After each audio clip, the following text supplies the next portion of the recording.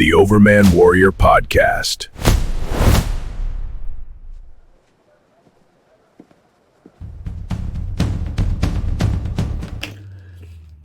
I was pretty happy about it.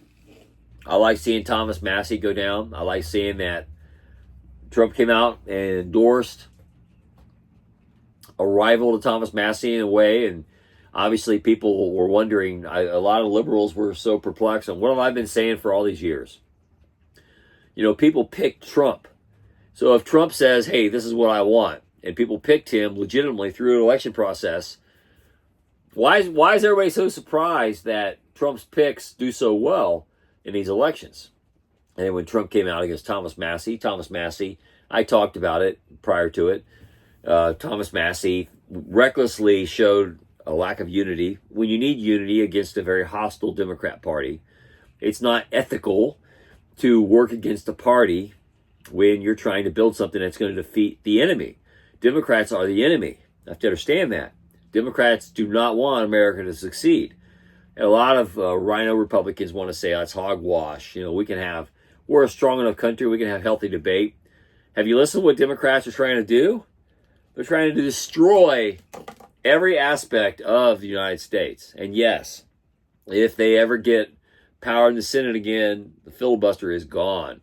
There is no rule in the Constitution that says you're supposed to have a filibuster. I agree when people say the filibuster rule is a mechanism created by K Street lobbyists. I think that's totally true. I hate K Street. I hate lobbyists. I hate the corporate types they don't bring anything valuable to the table. They just suck off everybody who does make value. I don't like those kinds of people. And the K Street lobbyists are those kinds of people. I hate them. I don't like K Street at all. I love Washington, D.C. I don't like K Street lobbyists. I don't like the filibuster rule that they created so they could slow walk things and preserve their ability to make deals behind the scenes at strip joints on K Street and with a prostitute in their laps that they share. Yeah, I don't like it at all. I think it's horrible. So it's the worst. It's not what government's supposed to be, and we need to eradicate it. And when you get rid of the filibuster, you're getting rid of K Street power. It's part of it.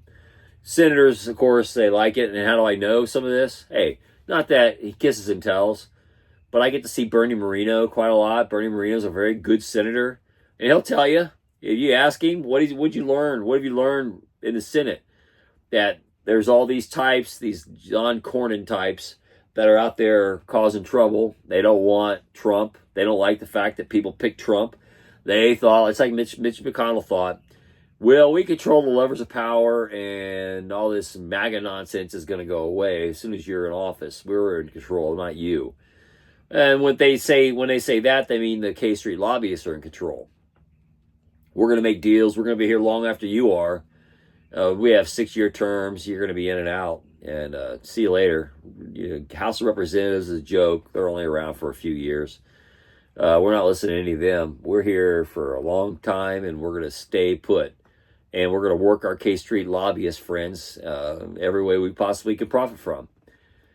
And that's what they're defending. So I was happy to see Thomas Massie go down in his congressional district. He'd been working against the party. He got enough parasites working against the party, enough rhinos need to be taught a lesson. Thomas Massie needed to be taken down, and Trump showed how much power he had at the ballot box. And he has that power because there's a lot of people out there that still think that you can buy elections, you can buy people, you can buy people's thoughts. You can just throw money at them and they'll do whatever you say. They'll think whatever you think. And the Amy Acton people in Ohio are going through that very process right now. They think if we just throw more money at this, we can buy people, we can buy votes. And you can't. People stuck with Trump through all the hard times, all the ugly stuff that came out. They stayed with Trump because they wanted someone they picked to go do things they know are happening that are bad. Trump represents them. And when Trump says, hey, get rid of Thomas Massie because he's working against the party, we can't get some things done, they voted against Thomas Massie.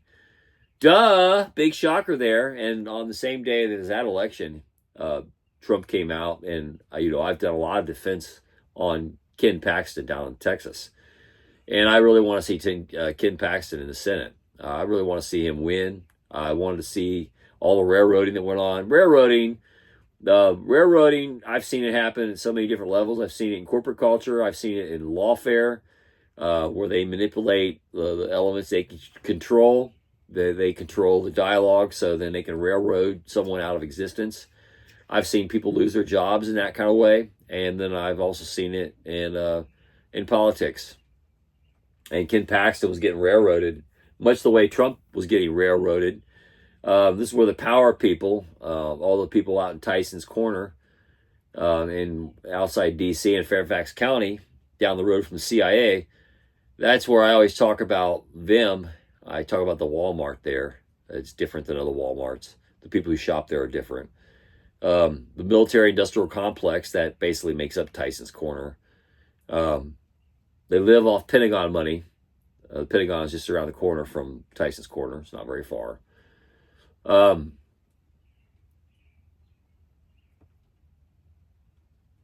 Yeah, they have the whole system rigged in their favor. That's where the deep state is. And if you want to get rid of deep state and have representative government, you want to put somebody in who's going to fight to be there. Nobody but Trump was willing to fight.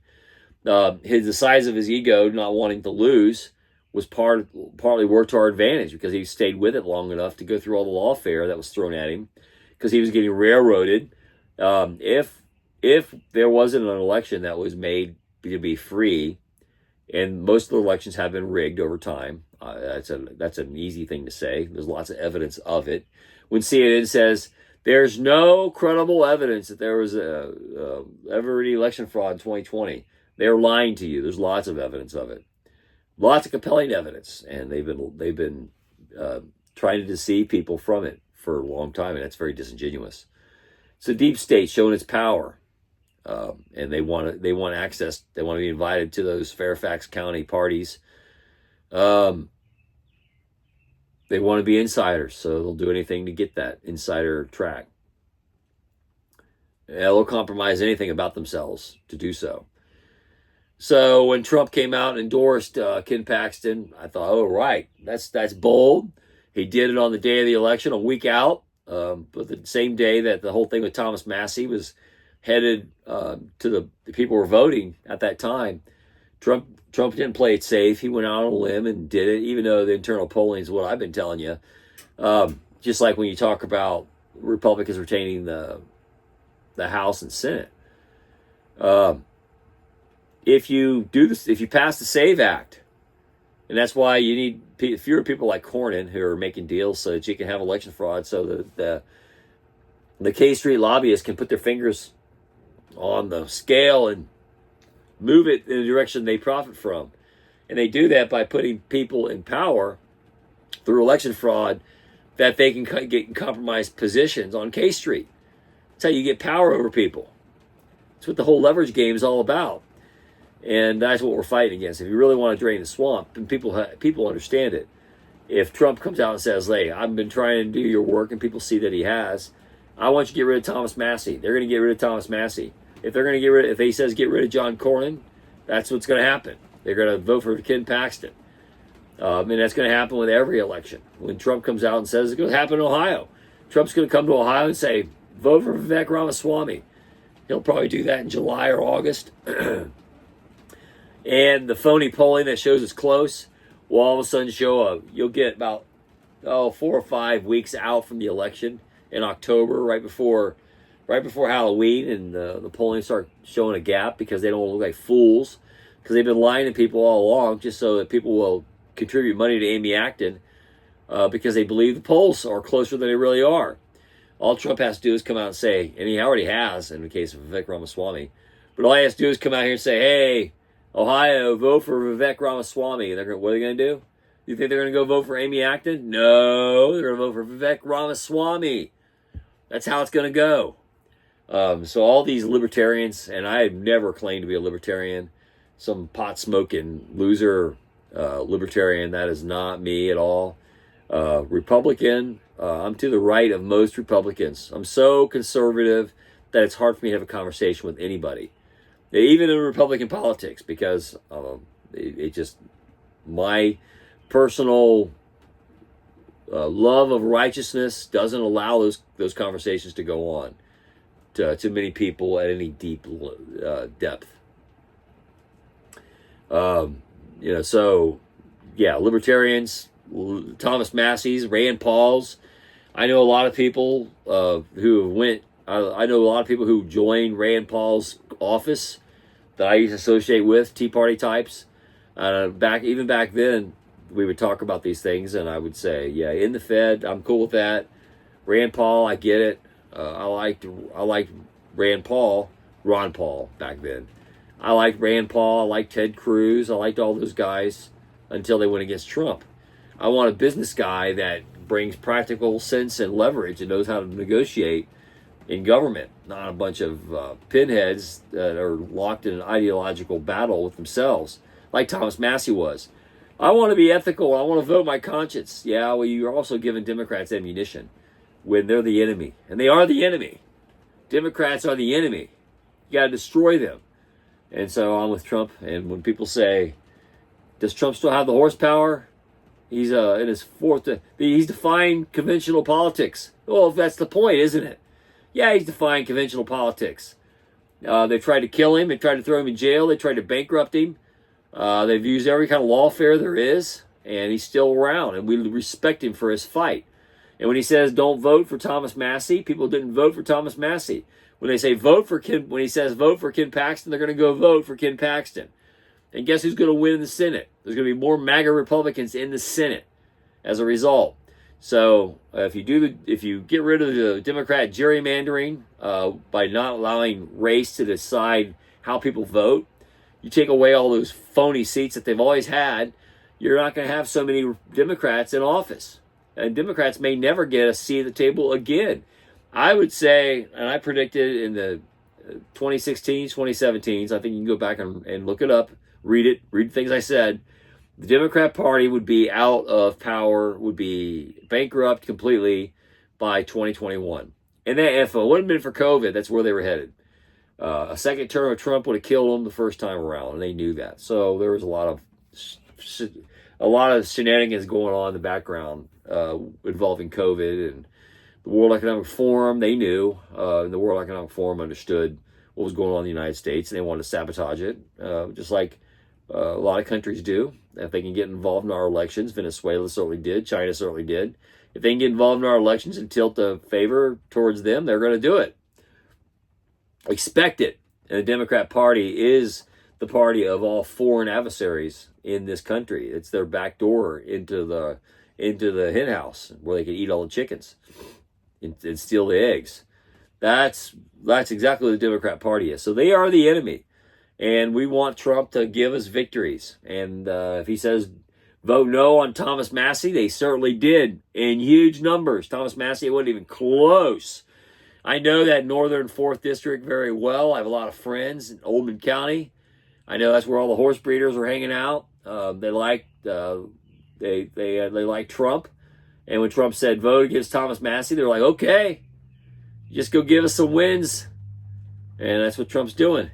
And he's doing the same thing with Ken Paxton, and I love to see it. Ken Paxton, get rid of the rhinos in the Senate, and give my friend Bernie Moreno more ammunition, more fellow senators to vote. He's a great senator. Don't waste him while he's there. Get more like him, and Ken Paxton will fit right in, and that's what we want. That's how you make the spaghetti in the kitchen. And Trump is doing what we want him to do. And yeah, he has a lot of power because we gave him that power through honest elections. Keep elections honest. You'll see a lot more good stuff, and you'll see less K Street lobbyists being able to steer things in directions that favor them and only them against our wishes. We want to eliminate that and get to where we have a representative government where they're not in charge. And the whores and compromised people on K Street aren't running our government. That's what we have to put a stop to. And getting rid of John Cornyn is part of that process. Electing people like Ken Paxton is part of solving that problem. Yes. Can't wait to see it happen. Good to see Trump giving endorsements that people follow, and that's why Vivek Ramaswamy is going to win in Ohio. Want to bet a milkshake on it? I'll bet anything on it. Because Trump has that much sway.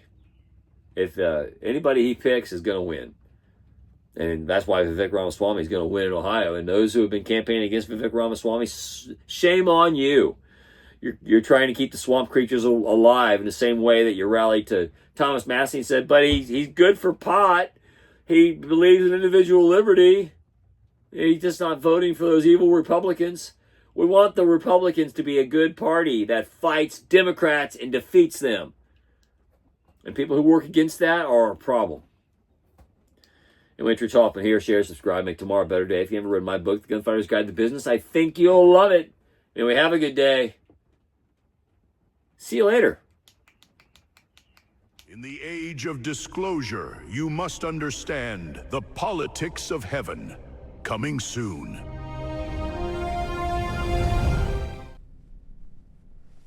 Coming soon, the politics of heaven in 2027. A treasure hunt through heaven and all human history.